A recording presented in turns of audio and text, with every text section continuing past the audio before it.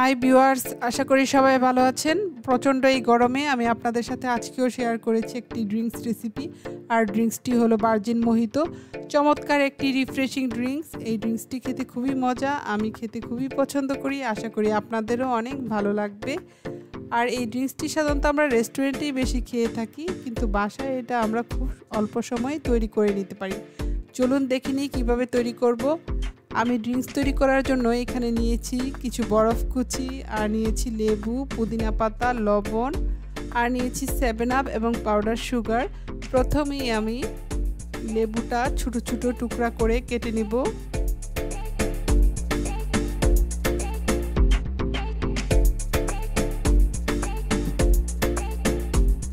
আমি লেবুগুলো ছোট ছোট টুকরা করে কেটে নিচ্ছি।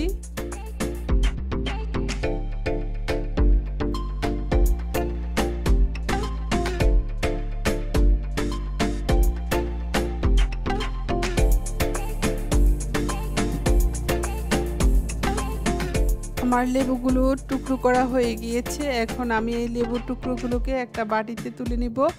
আপনারা চাইলে যেই গ্লাসে ড্রিঙ্কসটা সার্ভ করবেন, প্রথমে সেই গ্লাসটিতেই লেবুগুলো তুলে নিতে পারেন। আমি এখানে আলাদা বাটিতে তুলে নিচ্ছি। আমি একটা বাটিতে তুলে নিয়েছি। এখন এই বাটিতে লেবুর সাথে আমি দিয়ে দিব পুদিনা পাতা। এখন একসাথে আমি লেবু এবং পুদিনা পাতাটাকে চটকে নিব। আপনারা চাইলে গ্লাসের মধ্যেও জিনিসটা করতে পারেন। যে কোনো কিছু দিয়েই আপনারা লেবু এবং পুদিনা পাতাটা চটকে নিতে পারেন। ডালঘুটনি বা রুটি বেলার বেলুন, যে কোনো কিছু দিয়ে করতে পারেন। এখন আমি এখানে একটা গ্লাস নিয়েছি, লম্বা টাইপের একটা গ্লাস নিয়েছি। এই ড্রিঙ্কসটা সাধারণত যে কোনো একটা লম্বা গ্লাসেই সার্ভ করা হয়। এখন আমি গ্লাসের মধ্যে প্রথমে ঢেলে দিচ্ছি একটু লেবুর রস। এখন আমি এর মধ্যে দিয়ে দিব লেবু এবং পুদিনা পাতার যে মিক্সচারটা তৈরি করেছিলাম, সেই মিক্সচারটা এখন আমি গ্লাসে ঢেলে নিব। আমি বাটি থেকে লেবু এবং পুদিনার মিক্সচারটা ঢেলে দিচ্ছি গ্লাসে।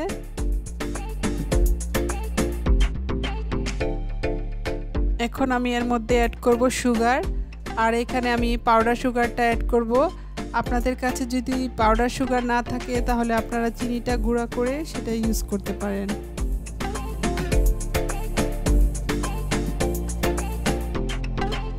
এখন আমি দিয়ে দিচ্ছি অল্প একটু পাউডার সুগার, আর সুগারটা দিয়ে আমি এখন এর মধ্যে দিয়ে দিব লবণ। এখানে আমি 1 চিমটির মতো লবণ দিয়ে দিচ্ছি।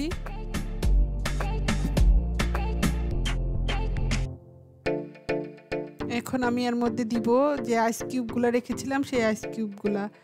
আমি এখানে একটু বেশি পরিমাণে আইস কিউব দিব।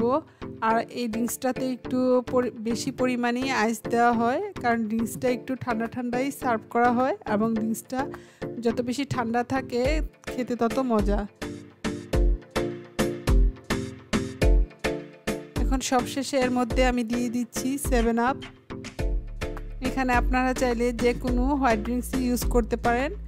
7 আপের পরিবর্তে এখানে আপনারা স্প্রাইট বা সোডা ওয়াটার যে কোনো কিছুই দিতে পারেন। আমি এখানে 7 আপ দিয়ে ড্রিঙ্কসটা সার্ভ করব। আসলে ড্রিঙ্কস তৈরি করার জন্য নির্দিষ্ট কোনো মেজারমেন্ট নাই, আপনি আপনার পছন্দ মতো সব কিছু অ্যাড করে ড্রিঙ্কসটা তৈরি করবেন।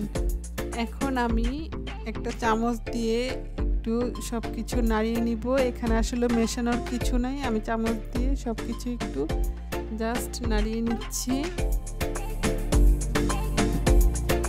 আমার ড্রিঙ্কসটা রেডি হয়ে গিয়েছে সার্ভ করার জন্য।